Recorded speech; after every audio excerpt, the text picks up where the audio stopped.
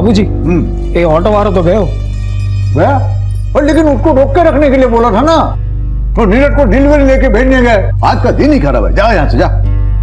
शू deliver करવું છે? अरे वो पन्नालाल सेठ के हीरे मुंबई में जवेरी बाजार में डिलीवर करने, वो नीरज को भेजने गए ना। अरे हाँ, उसका वो रिसिप्ट है ना, फटाफट साइन कर दो। हाँ भले आपो। हालो। पण હું શું કહું છું, इतना खून जलाने की क्या जरूरत है? हीरे की डिलीवरी है ना, ये तो काले पण થઈ જશે ને। ना ना ना, आंगड़िया के धंधे का एक उसूल है, वो भरोसा और ईमानदारी से चलता है। आज का डिलीवरी का बोला है ना, तो अपने उसूल के हिसाब से आज ही डिलीवरी होना मांगता है। તમે ને તમારા ઉसूल। अरे राहुल कल खत्म हो गया, ला जल्दी। अरे पण फ्रूट तो खाई लेजे ने। और बाद में अभी कुछ नहीं। ढोकला तो खाई लो। अरे नहीं नहीं नहीं, अभी वो डिलीवरी करने जाना है, बोला ना तुमको। अभी राहुल काल के पीछे इतना टाइम गया ना, फटाफट ऑटो पकड़ के मैं पहुंच जाता हूँ। डिलीवरी देना है। हाँ हाँ जोयू, एक पण ऑटो नहीं। लगता है आज कांति भाई के सारे उसूल टूटने वाले हैं। ए रामा, हमें पढ़ना ना मजाक करूं क्या? काका कहीं जा रहे हो? हाँ हाँ, अरे आ भी गया, एकदम भरा मानस आ भी गया टाइम में ऊपर। खबर से चलो आओ जाओ, जय श्री कृष्ण। जय श्री कृष्ण। आओ जाओ। मम्मी जी, हाँ मैं इनको दुकान पे टिफिन दे के आती हूँ। चाबी लेके जाना, मैं सत्संग के लिए जा रही हूँ, इधर बहुत सारा काम है। जी हाँ, जय श्री कृष्ण। जय श्री कृष्ण।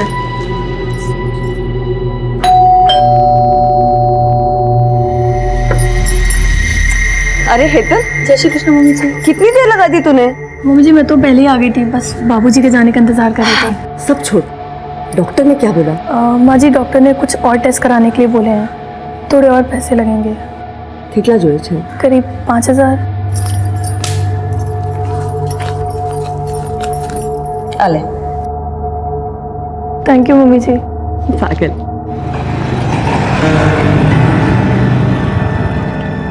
बस बस बस, बहुत बहुत धन्यवाद। भले भले, चलो आओ जाओ काका, મળીએ। हेलो, पहुंची गया? हाँ पहुंच गया। हाँ नीरज हवे निकली जासे, बहुत आगे नहीं ट्रेन से। जय कृष्ण हार्दिक। जय श्री कृष्ण काका। जय कृष्ण। जय श्री कृष्ण।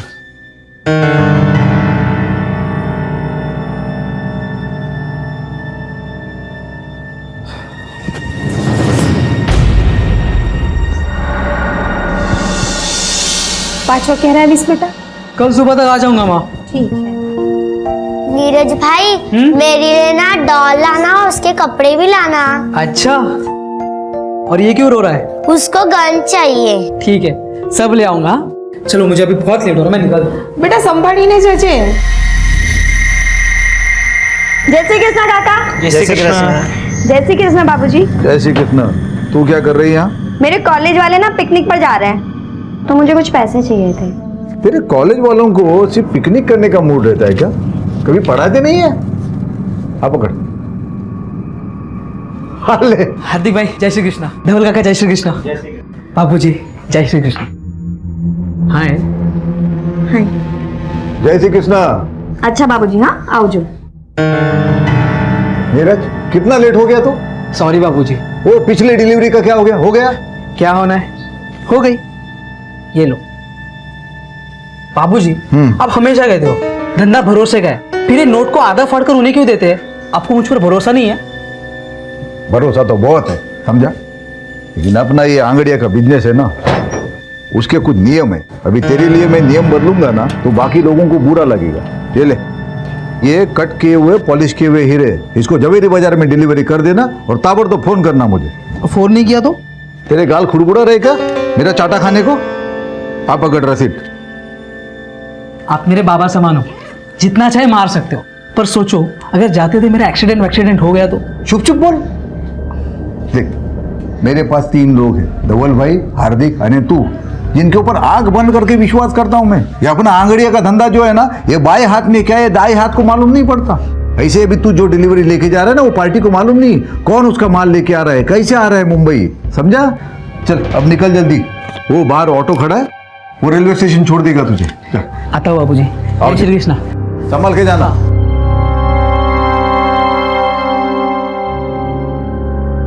काका सूरज स्टेशन लेके चलो।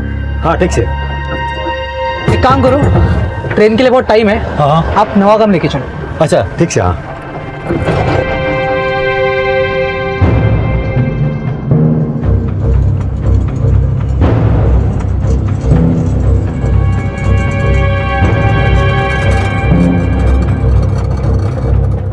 आप रुको जरा, मैं आता हूँ। हाँ।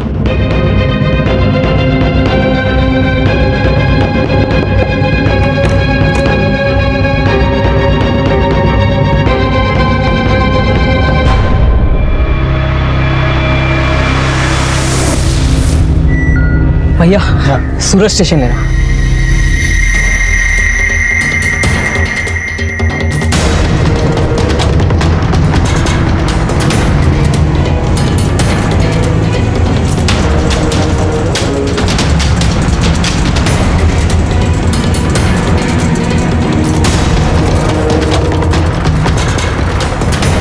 रोक रोक।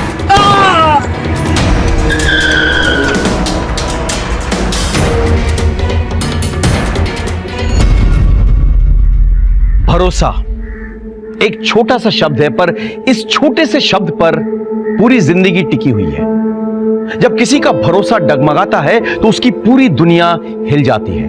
नमस्कार, मैं सीनियर इंस्पेक्टर संजय बरोत और स्वागत है आपका क्राइम पेट्रोल दस्तक में। कांति सेठ एक आंगड़िया था, उसका पूरा धंधा भरोसे पर टिका हुआ था।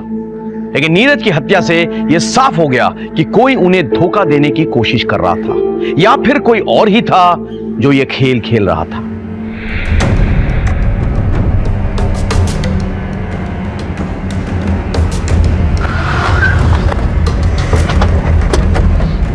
सर, 2 गोली मारी गई है।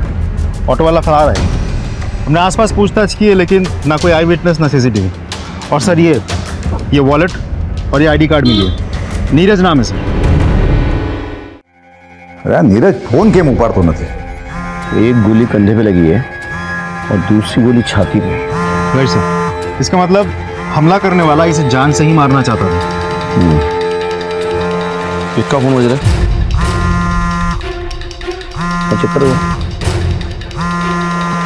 इधर, हाँ, स्पीकर पे डाल। हाँ नीरज, अरे क्या छे तू, फोन क्यों नहीं उठा रहा है? हेलो, कौन बोल रहे हैं? तुम्हें कौन? मैं सीनियर इंस्पेक्टर संजय बरोत बोल रहा हूँ। देखिए, मैं नीरज का सेठ बोल रहा हूँ। वो मेरे पास आंगड़िया में काम करता है। वो डिलीवरी के लिए लेकर निकला है मुंबई के लिए। अभी किधर है वो? आई एम सॉरी, उसका खून हो चुका है।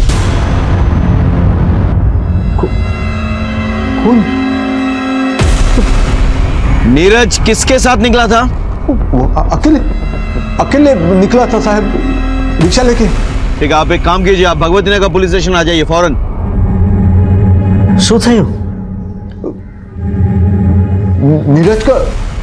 नीरज का किसी ने खून कर दिया।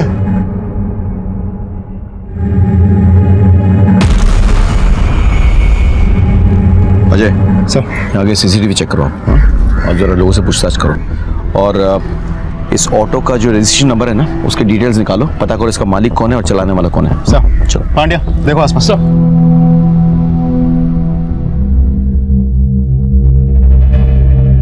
खोलो।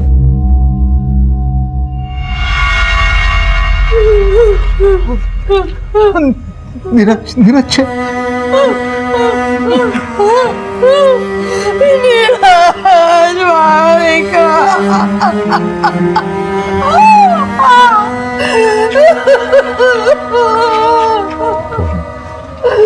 इस बात का नीचे। नीरज कहाँ जा रहा था? सर वो हीरे की डिलीवरी देने जा रहा था। उसने किसी से कुछ कहा था इस बारे में? किसी को घर पे, किसी से? हमें नहीं पता था साहब कि हीराप्पा नु काम करे छे। हमें तो ऐसा ही पता था कि वो एक कुरियर कंपनी में काम कर रहा है।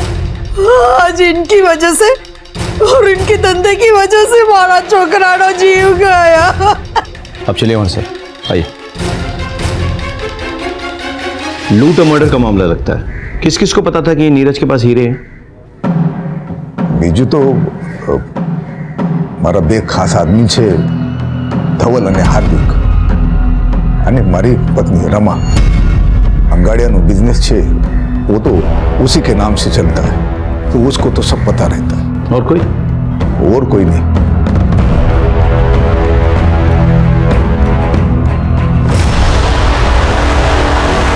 नहीं सर, हमने किसी को नहीं बताया। हमें શું કામ કોઈને बताविए? नहीं सर, कोई नहीं पढ़नी। हाँ साहब, इन लोगों ने कुछ नहीं किया है। अब इतना भरोसा कैसे कर सकते हैं? अब ये हमारा धंधा जो है वो भरोसे और ईमानदारी पे ही चलता है।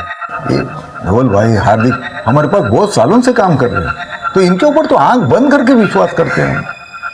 आंख बंद करके चलने से ठोकर लग सकती है, याद रखिए। अब तो आंगड़िया बिजनेस की मालकिन है, आपको तो सब पता होगा। ખબર તો બધી છે સાહેબ, પણ માલકિન કઈ નથી। ये धंधा तो मेरे बापूजी का था। कागज में नाम जरूर है, पर कितना वर्षों तो मेरे पति संभाल रहे ये धंधा। मैं किसी से क्या बात करूंगी? इस सिलसिले में तो मेरी किसी से मुलाकात भी नहीं होती। वो सब ठीक है, लेकिन जो कोई भी है उसने फील्डिंग बहुत अच्छी की है। आपके खिलाड़ी के बारे में उसको पूरी जानकारी थी। हम अभी निकलते हैं, लेकिन आगे आपकी मदद की जरूरत पड़ेगी। क्या फटाफट ले आओ। सर, जहाँ नीरज का मर्डर हुआ था वहाँ आसपास हर जगह हमने चेक किया, लेकिन कोई सीसीटीवी लगा हुआ नहीं। अजय, बहुत प्लानिंग के साथ ये लूट और मर्डर किया गया है। किसी को अच्छी तरह से पता था कि नीरज के पास वो हीरे हैं। उसका ऑटो जब किसी सुनसान जगह पे पहुंचा तो उसे गोली मारकर वो हीरे निकाल लिए। सर, ऐसा भी तो हो सकता है इन सब में वो ऑटो वाला भी शामिल हो। करेक्ट, ढूंढो उसको, उसका मिलना बहुत जरूरी है। सब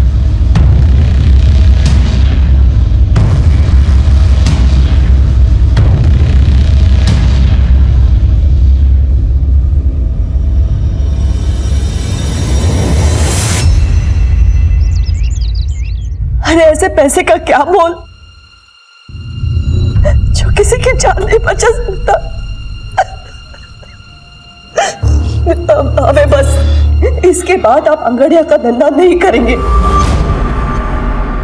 रमा, શું વાત કરો છો?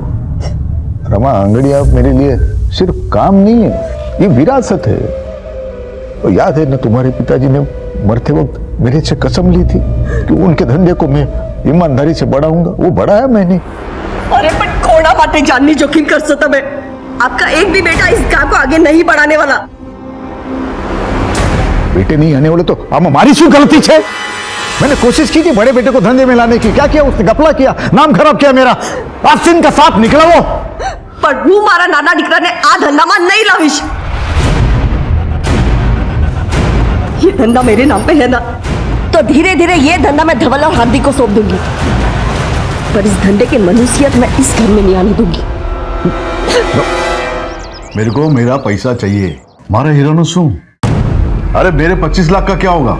शर्म नहीं आती पन्नालाल से पैसा मांगते हो? तुम्हारे हीरो के चक्कर में मेरा आदमी मारा गया। मेरे को मेरा पैसा चाहिए किसी भी तरह से, नहीं तो उसके बाद में जो होगा मेरी कोई जवाबदारी नहीं होगी।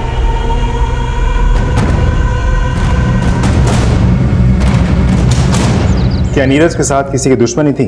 कोई अफेयर? सब ये सवाल आप मुझसे क्यों पूछ रहे हो? सकता है किसी का उससे कोई झगड़ा हो गया हो और वो असल में नीरज को मारने आया हो और मारने के बाद उसे लूट की शक्ल दे दी। मेरे बच्चे के पास तो ये घर को संभालने और अपने छोटे भाई बहन को संभालने के बाद समय ही कहाँ बचता था। बहुत जिम्मेदार बच्चा था मेरा, उसके लिए तो ये घर ही सब कुछ था। इंस्पेक्टर साहब, तुमने एक महान सौगंध है, इंसाफ दिलाइए साहब, मेरे बच्चे को इंसाफ दिलाइए।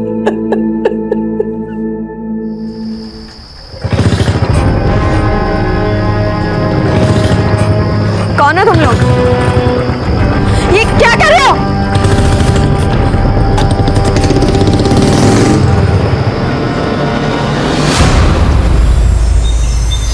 सर, जिस ऑटो में नीरज जा रहा था उसके ड्राइवर के बारे में पता चल गया है। वो अपने ही एक रिश्तेदार के घर में छुपा हुआ है। उठा के ला उसको। सर, रमा, तूने हीरो की डिलीवरी के बारे में किसी को कुछ बताया था? वैसे तो किसी के साथ बात नहीं की। याद करो। हाँ, इधर से हेतल आवेले घरे ने, शायद मुंह से कुछ निकल गया होगा। आज तो इतना परेशान थे, एक अर्जेंट डिलीवरी थी उनकी। श्रीनाथ जी, तो तुम शामिल थे इन सब में? हाँ? સાહેબ મેં કાંઈ નથી કહ્યું સાહેબ હું તમને સાચે સાચું કહું છું સાહેબ उस दिन एक लड़का मेरे ऑटो में बैठा काका सूरज स्टेशन लेके चलो। लेकिन ट्रेन थोड़ा लेट था ना तो बोला मेरे को दूसरे के घर पे जाना है उधर मेरे को छोड़ो। एक काम करो, ट्रेन के लिए बहुत टाइम है, आप नवागाम लेके चलो। तो मैं तो उधर छोड़ा उसको 15-20 मिनट में उसकी राह देखा, फिर वो आया बोलता अभी मेरे को सूरत स्टेशन ले चल। भैया सूरज स्टेशन लेना। फिर हम लोग रास्ते में आ रहे थे ना तो किसी ने उसको मार दिया। किसके घर छोड़ा था तुमने उसे?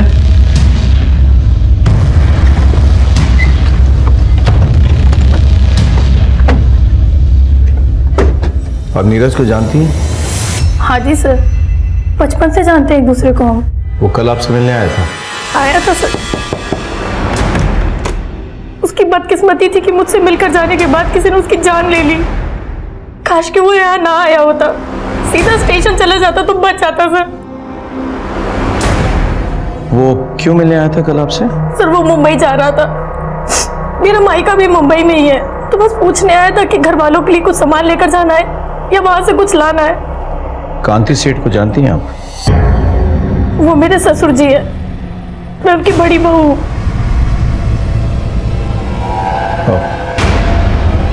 ठीक है हम चलते हैं, कांति सेठ से मिलके आते चलो। हेतलनी बात एकदम साची है साहब। नीरज अपने परिवार के साथ हेतल के पड़ोस में रहता था। उन दोनों में एकदम भाई बहन का रिश्ता था। तो आप कह रहे हैं कि हेतल का इन सब से कोई लेना देना नहीं है? नहीं साहब, ऐसा नहीं है, हो भी सकता है। कैसे?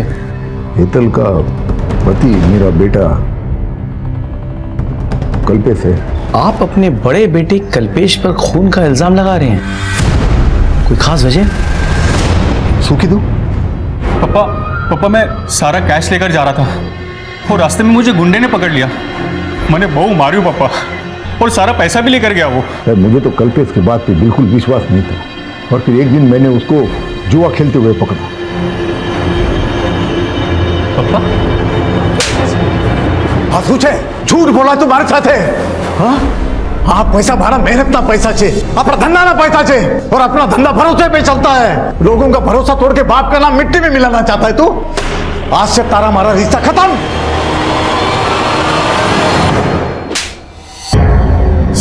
सर मैंने नहीं खबर सर, मैं मानता हूँ मेरे से एक बार गलती हुई है और उसकी सजा आज तक भुगत रहा हूँ सर, लेकिन वो साचो को इस बार मैंने कुछ नहीं किया सर। सच बोल। सर मैं सच बोल। यकीन मानिए सर। देख अगर सब सच बोले, उन्होंने कुछ नहीं किया साहब।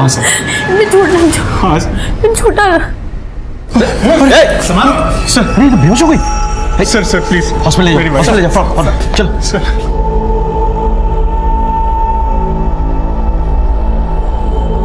इनका कोई रिश्तेदार है यहाँ पे? नहीं फिलहाल तो अभी कोई नहीं है। वैसे हुआ क्या डॉक्टर साहब? ये माँ बनने वाली है। ठीक है आप एक नंबर नोट कर लीजिए, 444। क्या हेतल मां बनने वाली है? भाई कपाल ने मेरी सुन ली। वकील साहब कल्पेश की जल्द से जल्द जमानत करवा दो। पैसे की चिंता मत करो, जितने लगेंगे मैं सब दूंगी। माँ वो कल्पेश भाई बाहर खड़े हैं। थैंक यू सो मच माँ, thank you so much. Thank you मने नहीं, अपने बीवी को बोल, माँ बनने वाली है वो। अगर अपनी जिम्मेदारी का जरा भी ख्याल है ना तुझे, तो जाके पहले उसका ख्याल रखना। ठीक है माँ।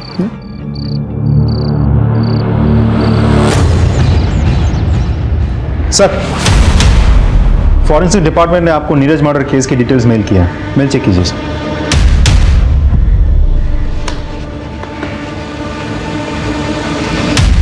इस रिपोर्ट के मुताबिक नीरज को 2 अलग अलग गन से शूट किया गया था।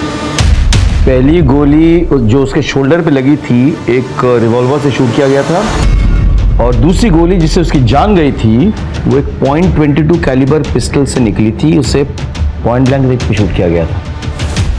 यानी क्लियर है सर, लेकिन एक मामूली से अंगाड़ी या कुरियर वाले लड़के को मारने के लिए 2-2 गन्स का इस्तेमाल किया गया है। बात कुछ हजम नहीं हुई सर। रमा तूने कल्पेश की जमानत करवाई? हाँ। क्यों? तुमको पता है ना वो कैसा है? वो जो भी है, जैसा भी है, हमारो छोकरो छे। और आपने पुलिस के आगे उसका नाम लिया ही कैसे?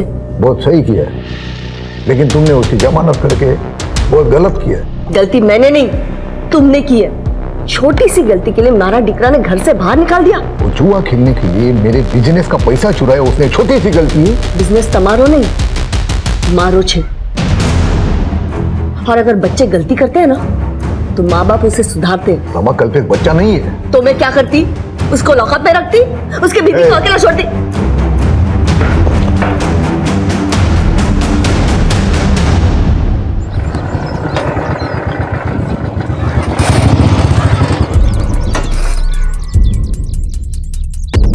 क्या सेठ, क्या समझा था?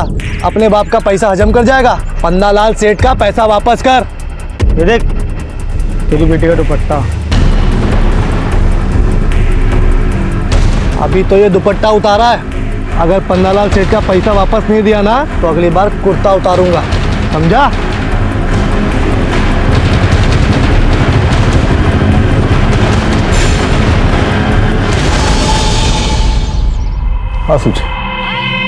आंसू छे अंदर चल।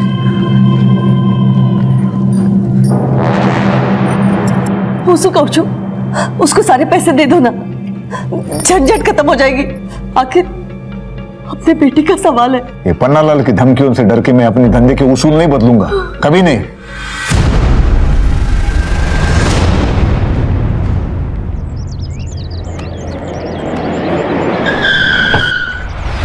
क्या कर रहे हो? छोड़ो छोड़ो छोड़ो छोड़ो छोड़ो मुझे।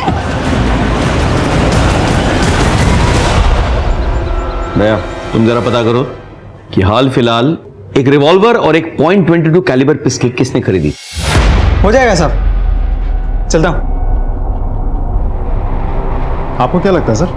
मेरे थ्योरी के हिसाब से एक वो नौसिखिया जिसने उसके कंधे पे गोली चलाई और दूसरा प्रोफेशनल जिसने पॉइंट ब्लैंक रेंज में उसकी छाती पे गोली लगाई। लेकिन क्यों? तुम्हें क्राइम सीन याद है सर? नीरज की बॉडी, उसकी शर्ट के बटन्स किस तरह से खुले हुए थे? ऐसे कमीज के अंदर ही आंगड़ियां अपने कीमती सामान छुपाते हैं, यानी किसी को पता चल गया था। लेकिन साथ ही साथ तुमको याद होगा उसका वॉलेट निकला हुआ था, किस तरह से उल्टा पड़ा हुआ था, यानी कि किसी ने उसके पॉकेट्स और वॉलेट भी टटोले थे। मतलब पहले कोई नौसिखिया और फिर प्रोफेशनल आदमी। करेक्ट। लेकिन सोचने की बात यह है कि ऐसी सीक्रेट बात एक नौसिखिया और एक प्रोफेशनल दोनों को पता चल गया था। कैसे?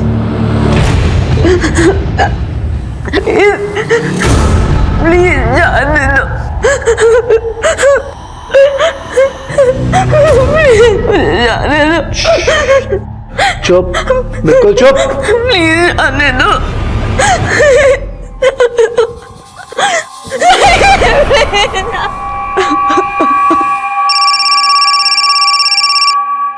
सुगंधी सेठ, तेरे को क्या लगा मैं सिर्फ भौंकने वाला कुत्ता हूँ?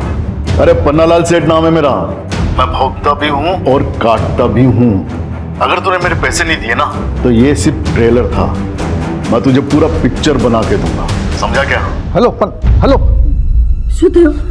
पन्नालाल सेठ की इतनी हिम्मत, मैं भी पुलिस को फोन करता हूँ। सामने हमारी बात बस करो, उसे पैसे चाहिए ना, आप ही दो इन्हें पैसा। लेकिन रमा, मेरे नाम पे जो जमीन है ना उसे बेच दो, उसको मुंह पे फेंक के आओ पैसे। मेरे लिए मेरी बेटी से बढ़कर और कुछ नहीं है।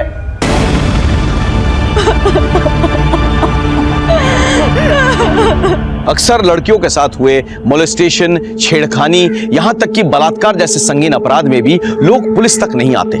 यह सरासर गलत है। अगर पुलिस को अपराध के बारे में पता नहीं चलेगा तो वो अपराधियों तक कैसे पहुंचेंगे, कैसे उन्हें सजा दिलवाएंगे? कांति सेठ और रमाबेन ने भी पारुल के मोलेस्टेशन के बारे में पुलिस को नहीं बताया। उधर नीरज के मर्डर केस में किसी के खिलाफ हमें कोई सबूत नहीं मिल रहा था। हम इन्हीं चीजों में उलझे हुए थे कि अचानक कुछ ऐसा घटा जिसने इस केस की दिशा पलट दी।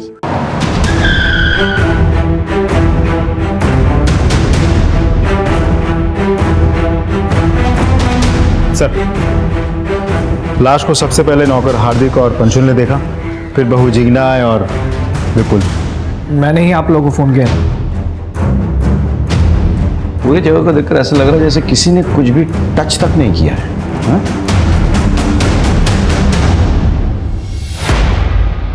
मौत तो गला दबाने से हुई है। और घर पे कोई फोर्स एंट्री भी नहीं हुई सर। यानी कि जो भी आया था वो पहचान वाला था, तभी दरवाजा खोला गया था। घर में कुछ मिसिंग है? जी सर, 15 लाख रुपए। 15 लाख कैश? घर में क्या कर रहा था? जी वो बाबूजी ने किसी को डिलीवरी देने के लिए रखवाए थे। एक काम करो अजय, सर आस पड़ोस से पता करो किसी ने किसी को यहाँ आते हुए देखा था या नहीं। सर आपने कुछ सुना? जी नहीं, दोपहर में तो यहाँ पे सन्नाटा छाया रहता है। कई लोग सत्संग में चले जाते हैं और बाकी बच्चे लोग सोए रहते हैं। आपने लड़ाई झगड़ा या कोई चीखने की आवाज़ सुनी? नहीं साहब, हमने कोई आवाज़ नहीं सुनी। ठीक सर, हम दोपहर को यहाँ आए थे रमाबेन के साथ सत्संग में जाने के लिए, लेकिन दरवाज़ा लॉक था तो हमें लगा कि वो सत्संग में होगी, इसलिए हमें जता रहा। पारुल कहाँ है? बाबूजी और पारुल अहमदाबाद गए हैं। एक बात बताइए, ये हार्दिक और पंशुल पे आपको कोई संदेह है? मतलब ये दोनों भी तो मर्डर कर सकते हैं ना? नहीं नहीं साहब, आ बनने तो भरोसा ना मानसो छे। भरोसे वाला हाथ ही सबसे पहले पीठ में छुरा भोगता है। अजय, इन दोनों को थाने ले आओ और पोस्टमार्टम के बाद बॉडी सौंप दो फैमिली को। साहब कांदी सेठ कल देर रात तक ऑफिस में ही थे। ये राहु काल शुरू होता ना इटला माटे, पर फिर आज मुंबई में 15 लाख रुपए भिजवाने थे तो पैसा लेकर सेठ घर पे चले गए क्योंकि दुकान में नहीं रख सकते ना, और हम भी साथ में थे साहब। रमा 15 लाख से तो कबाड़ में रख देना और तुम लोग कल दोपहर के बाद आ जाना। कल सुबह मैं अहमदाबाद जा रहा हूँ डिलीवरी के लिए, तो शाम तक लौटूंगा। कल 11 से 3 बजे तक राहु काल है, तो उसके बाद आ जाना और ये कैश लेके जाना। जी बाबूजी। ठीक है बाबूजी। जय श्री कृष्ण। जय श्री कृष्ण। और फिर हम जब 2:15 बजे घर पहुंचे तो तुम दोनों के मुताबिक कांति सेठ अपनी बेटी पारू को लेकर अहमदाबाद गए डिलीवरी के लिए? हाँ, अबे ये अंगड़िया कब से अपनी बेटी को लेकर जाने लगा डिलीवरी के लिए, बताना। तकलीफ हो रही है क्या? नहीं सर, कहीं नहीं। एक मिनट खड़े हो जा, बैठ। अजय चेक करो जरा। खड़े हो जा, खड़े हो।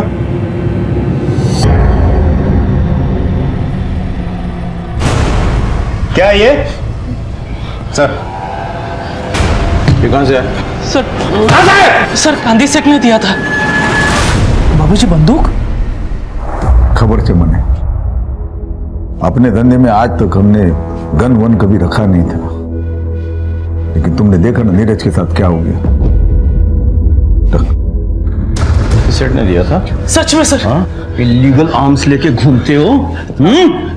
हो सकता है 15 लाख की लालच में रमाबेन की हत्या तुम दोनों ने की हो। नहीं सर, हमने। अजय बंदूक जब्त करो, ठीक से पूछताछ करो। चल सर कुछ नहीं किया।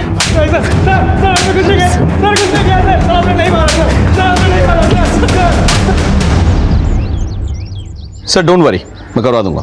ओके सर, दोनों को रात भर बहुत तोड़ा, लेकिन दोनों के दोनों एक ही रट लगाए बैठे हैं। हमने रमाबेन को नहीं मारा। सर कांति सेठ अपने घर पहुंच गया। अजय एक काम करो, हार्दिक के पिस्तौल को फॉरेंसिक के पास भेजो, चेक करवाओ कि कहीं ये वही पिस्तौल तो नहीं जिससे नीरज को गोली मारी गई थी। Can you do that? Sir okay sure.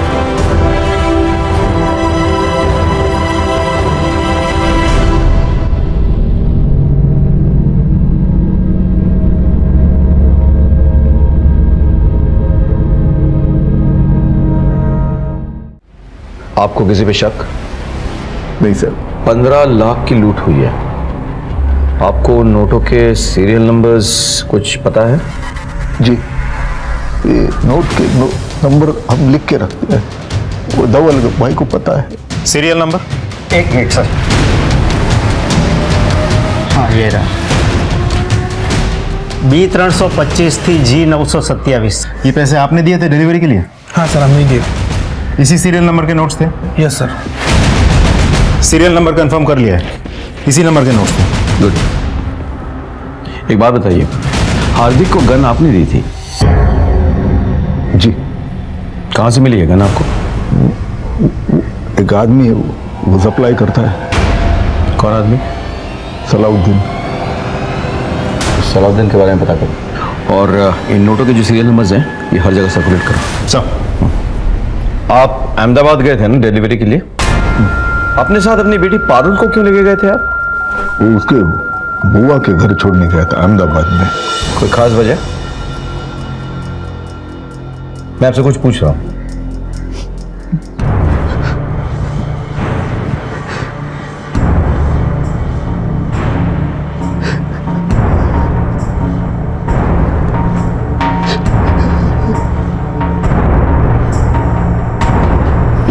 नहीं साहब, साहब नहीं साहब। बस बस बस बस इधर निकाल।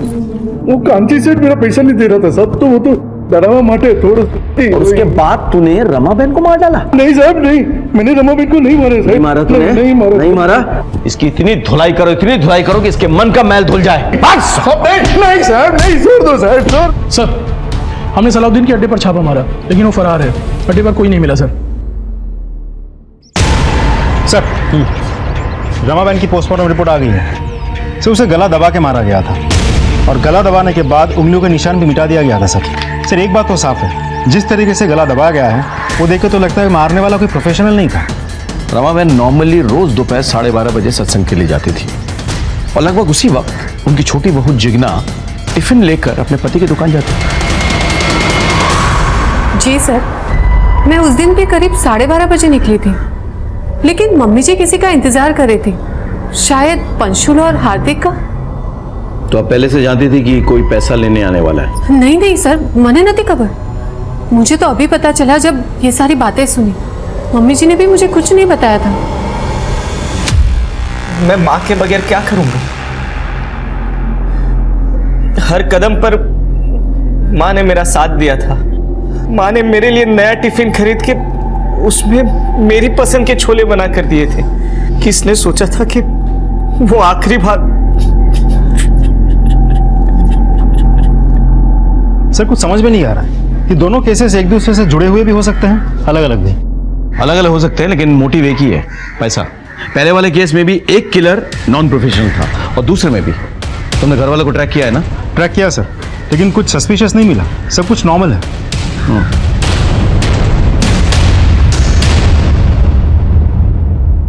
सर आपका शक सही था। हार्दिक के पास से हमें जो गन बरामद हुई थी उसी गन से पॉइंट ब्लैंक रेंज से नीरज को मारा गया था और ये वही गोली थी जिससे नीरज की मौत हुई थी। जाके उठाकर लेकर आओ दोनों को सर। गन दोनों कांति ने दी थी ना? हाँ साहब, पर आगन तो मैंने नीरज की हत्या के बाद खरीदी थी। सलाउद्दीन तो फरार है, पुष्टि कौन करेगा? क्यों खरीदी थी ये गन? साहब वो नीरज की हत्या के बाद वो मन में डर बैठ गया था, इसलिए। ठीक है, अभी आप जा सकते हैं लेकिन हम आप पे नजर रखेंगे। भागने की कोशिश मत कीजिएगा। जी सर।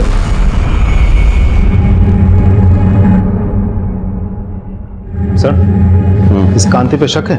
अजय, हमारे प्रोफेशन में शक करना कोई गुनाह नहीं है, बल्कि शक ना करना गुनाह है। कई बार जिस पे हमें शक ना हो वो असली अपराधी साबित हो चुका है। सर पन्नालाल का वकील हाईकोर्ट से बेल पेपर लेकर के आया। जाने दो उसे, लेकिन उसमें नजर रखना और कॉल रिकॉर्ड चेक करना। सर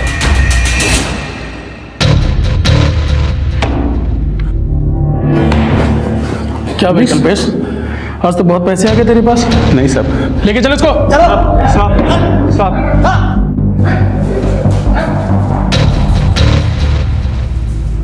खबर न थी? नहीं सर। हाँ बोलो। सर हमने एक जुए के अड्डे पर छापा मारा है। यहाँ पर हमें उसी सीरीज के नोट्स मिले हैं जो कांति सेठ के घर से गायब हुए थे। सारे जुआरी पकड़े गए? Yes sir. सबको उठा के ले आओ और अड्डे के मालिक को भी ले आओ। ठीक है सर।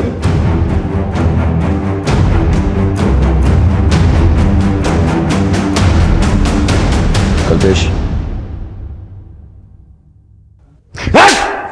सर मैंने नहीं मारा अपनी माँ को। नहीं मारा? नहीं सर। ये पैसे कहां से मिले? पैसे ये सीरियल नंबर चेक किए जा चुके। बोल। सर ये तो वो पैसे जो माँ ने हितल को दिए थे सर, और हितल ने मुझे दिए। अच्छा? हाँ सर, सच कह रहा हूँ। चलो बुलाओ, लेके आओ उसको। जी ये सच बोल रहे हैं। मैं गई थी उस दिन माँ जी के घर। अरे वाह, जितना बड़ी अच्छी खुशबू आ रही है। कड़ी बना रही हूँ। अच्छा मम्मी जी कहाँ है? हाँ, जय श्री कृष्ण मम्मी जी। હેતલ બેટા કેમ છે? सारू છું मम्मी। ને તબિયત તારી? नहीं मम्मी, एक्चुअली डॉक्टर ने कुछ टेस्ट करवाने के लिए बोले हैं, तो थोड़े पैसे चाहिए थे। कितना जोज? 25,000। 25,000 तो नहीं है मेरे पास। एक मिनट, तो અહીંયા ચૂકી રહે, હા આવું છું।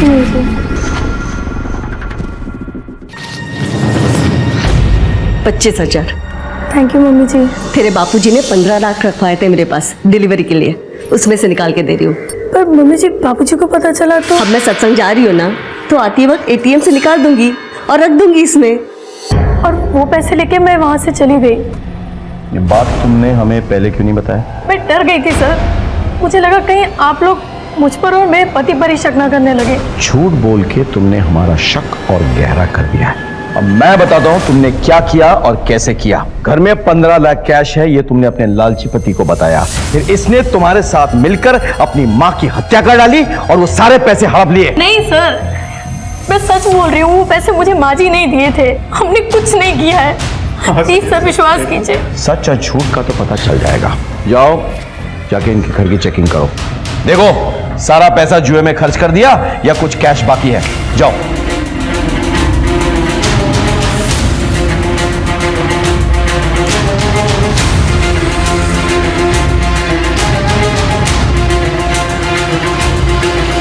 सर यहाँ तो पैसे नहीं मिले सर। ठीक है तो वापस आ जाओ।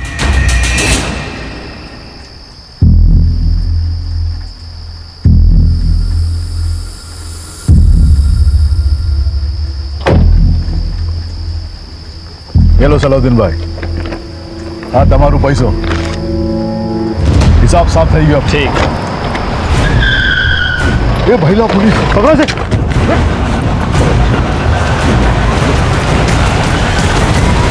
इनके सीरियल नंबर्स मैच करो, कांति सेठ के घर से लूटे हुए पैसे के साथ।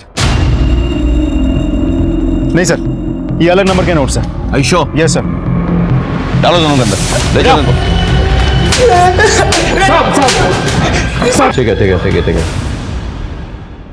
साहब मैंने सलाउद्दीन से 25 लाख रुपए लिए थे साहब, और अगले हफ्ते नोटबंदी हो गई साहब, तो मेरा सारा पैसा डूब गया। और ऊपर से सलाउद्दीन ये मेरे को रोज धमकी देता था, पैसा वापस दे पैसा वापस दे। साहब मैं पैसा कहाँ से लाता साहब? साहब मैं पहले ही समझ गया था, ये सीधे सीधे मेरा पैसा तो देंगे नहीं। तो सर हम दोनों ने मिलकर एक प्लान बनाया। अब पन्ना लाल ने कांति को 25 लाख के हीरे दिए थे, तो हम दोनों के बीच बात ये तय हुई कि जो हीरा लेने आएगा, डिलीवरी देने जाएगा, उसको हम मार देंगे, उसको लूट लेंगे और कांति सेठ से भी हर्जाना वसूल करेंगे। लेकिन जब तक हम नीरज को मारते उससे पहले ही वहाँ कोई और पहुँच गया और उसने उसको गोली मार दिया। और उसके बाद तुमने रमाबेन को मार डाला और 15 लाख रुपए ऐंठ लिया। नहीं, रमाबेन को हमने नहीं मारा साहब, 25 लाख रुपए तो रमाबेन ने हमको दिए थे। पन्नालाल सेठ, मैंने अपनी पुश्तैनी जमीन बेचने को दी है, इन्हें बिना बताए हुए। ये इसके बानू के 25 लाख हैं। मेरी बेटी को और मेरे परिवार को तंग करना बंद करो अब। झूठ बोल रहे हो तुम लोग, और पैसे की लालच में तुमने रमाबेन को मार डाला। नती सर नती। नीरज की खून की गुत्थी तो सुलझ चुकी थी, लेकिन रमाबेन के मर्डर की गुत्थी को हम जितना सुलझाने की कोशिश करते वो उतनी उलझती जा रही थी। हम एक डेड एंड पर पहुंच चुके थे, पर इतना तो पक्का था कि इन सब में कोई और भी शामिल था, जिसने नीरज पर भी पहली गोली चलाई थी। मुझे यकीन था कि उसी ने रमाबेन की भी हत्या की। साहब आजा, बड़ी देर कर दी आने में। आप साहब अच्छे काम में वक्त तो लगता ही है ना। कुछ पता चला? हाँ सर, जिन गन से नीरज पर गोलियां चलाई गई थी ना, उनमें से एक गन तो सलाउद्दीन के आदमी ने खरीदी थी। और दूसरी गन। सर ये सब कुछ थोड़ा अजीब नहीं लगता आपको? स्टेप बाय स्टेप चलते हैं। देखो, कांति सेठ के बयान के मुताबिक वो वारदात से पहले वाली रात अपनी बेटी पारुल के साथ अहमदाबाद गए थे डिलीवरी के लिए, और पारुल को अपने रिश्तेदार के घर छोड़ने के लिए। उनके जाने से पहले हार्दिक और पंशुल कांति सेठ के घर आए, डिलीवरी के 15 लाख रखवा लिए। अगले दिन 3 बजे के बाद हार्दिक और पंशुल आने वाले थे वही 15 लाख उठाने के लिए, लेकिन उनके आने से पहले रमाबेन की मौत हो चुकी।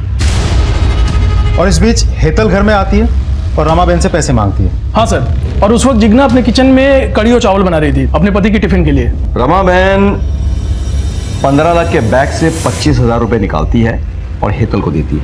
और 2:15 बजे हार्दिक और पंशुल घर पर आए और रमा को मरा हुआ पाया।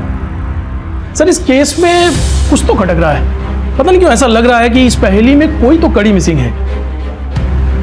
कड़ी नहीं, कड़ी मिसिंग है। ये दोनों बयान पढ़ो। माँ ने मेरे लिए नया टिफिन खरीद के उसमें मेरी पसंद के छोले बना कर दिए थे। मैं गई थी उस दिन माँ जी के घर में। अरे वाह चिकना, बड़ी अच्छी खुशबू आ रही है। कड़ी बना रही हूँ।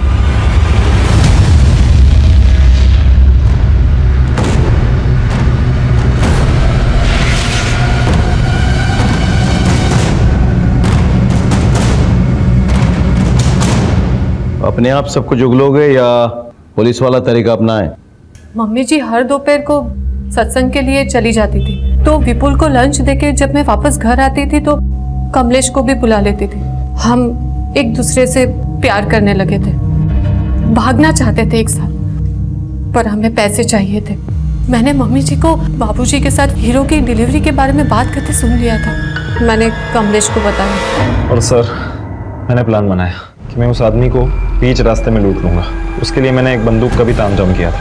और रमाबेन को क्यों मारा? मैंने कुछ नहीं किया सर, कसम से।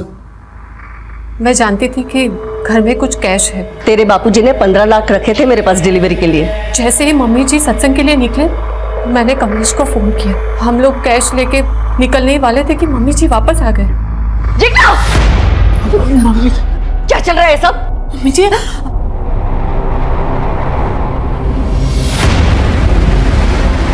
तुम दोनों ने पैसे चोरी किए? इसका मतलब उस दिन तुमने मेरी सारी बातें सुन ली थी ना?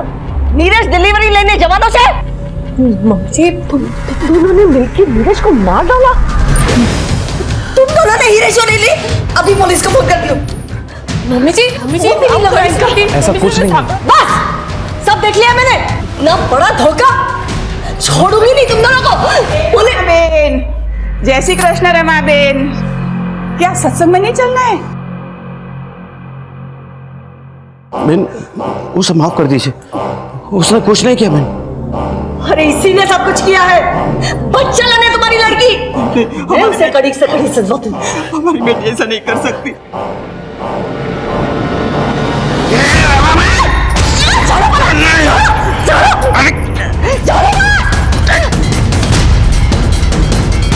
जिग्ना, तुम अभी घर पे मत आना।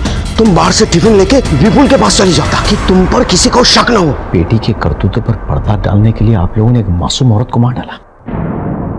जिग्ना के माता पिता को रमाबेन के हत्या के आरोप में गिरफ्तार किया गया और उन्हें सजा भी मिली। कांति सेठ की जिंदगी और बिजनेस में बस एक ही उसूल था, भरोसा। लेकिन दोनों ही जगह उन्हें सिर्फ धोखा ही मिला। पन्नालाल ने सलाउद्दीन के साथ मिलकर नीरज की हत्या की और कांति सेठ को बिजनेस में धोखा दिया। वहीं जिग्ना की वजह से रमाबेन की जान चली गई। लेकिन सवाल यह उठता है कि क्या कांति सेठ और रमाबेन को इस बात की जरा भी दस्तक नहीं मिली? मैं सीनियर इंस्पेक्टर संजय बरोत आपसे विदा लेता हूं। फिर मिलेंगे एक नए केस के साथ। तब तक सतर्क रहिए और देखते रहिए क्राइम पेट्रोल दस्तक। मकसद बताना नहीं बल्कि बचाना है। जय हिंद।